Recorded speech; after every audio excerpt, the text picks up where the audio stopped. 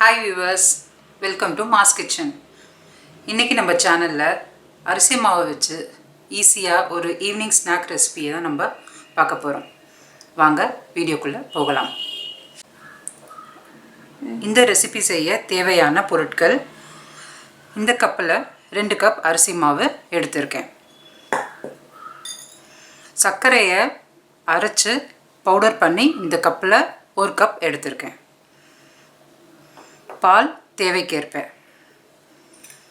ஏலக்காய் தூள் 1 சிட்டிகை, 1 சிட்டிகை உப்பு. வாங்க எப்படி செய்யறதுன்னு பார்க்கலாம்.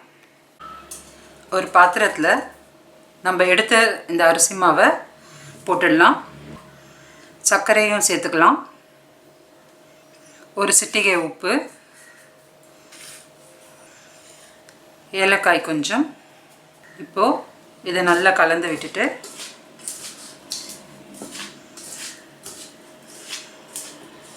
கலந்ததுக்கு பிறகு பால் கொஞ்சம் கொஞ்சமாக ஊற்றி பிசைஞ்சுக்கலாம்.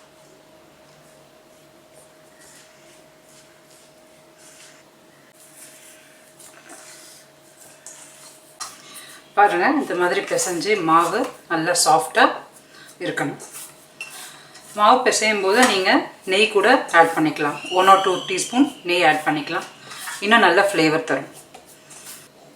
இந்த மாதிரி 2 கையில் எண்ணெய் தடவிக்கோங்க. தடவிட்டு இந்த மாவை கொஞ்சம் கொஞ்சமாக எடுத்து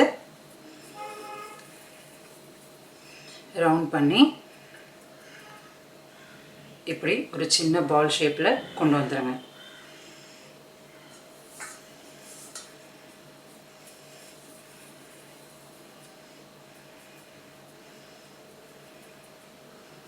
உங்களுக்கு எந்த ஷேப் வேணுமோ நீங்கள் அந்த ஷேப்பில் போட்டுக்கலாம். இந்த மாதிரி பிளெயினாகவும் தட்டலாம். அப்படி இல்லைன்னா குழந்தைங்களுக்கு பிடிச்ச ஷேப்பில் பண்ணலாம். நார்மலாக நம்ம அந்த ஷேப்புக்கு பண்ணுற மாதிரி பண்ணிவிட்டு நம்ம வீட்டில் டூத் பிக் இருக்கும் இல்லையா, இது இருக்கும் இல்லையா, நம்ம இது மாதிரி அழுத்தி டிசைன்ஸ் கொடுத்துக்கலாம்.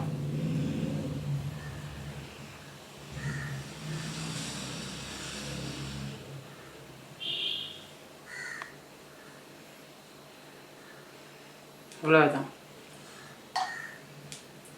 பாருங்கள்,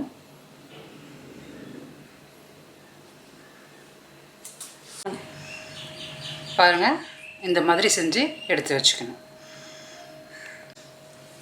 இப்போ பேனில் நம்ம தேவையான அளவு எண்ணெயை ஊற்றணும். எண்ணெய் நல்லா காஞ்சிடுச்சு. இப்போது நம்ம இதில் போட்டு வறுத்து எடுத்துடலாம்.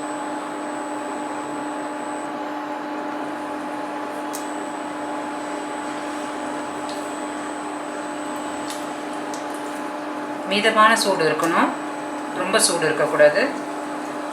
அப்போ தான் உள்ளே நல்லா வெந்து வரும். போட்டு ஒரு 2 நிமிஷம் ஆயிடுச்சு. இப்போ திருப்பி விட்டுடலாம். நல்ல ஒரு கோல்டன் ப்ரௌன் கலருக்கு வரணும். பாருங்கள், இந்த அளவுக்கு நல்லா செவந்து வந்திருக்கு.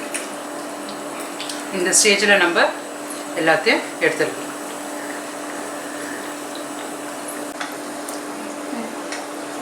இப்போ இதை பிளேட்க்கு ட்ரான்ஸ்ஃபர் பண்ணிடலாம்.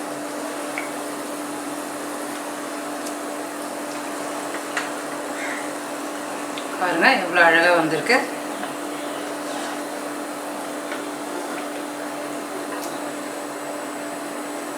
இது ஆறுனதுக்கப்புறம் நல்ல கிறிஸ்பாகவும் சாஃப்டாகவும் சாப்பிட்றதுக்கு நல்ல டேஸ்ட்டாகவும் இருக்கும்.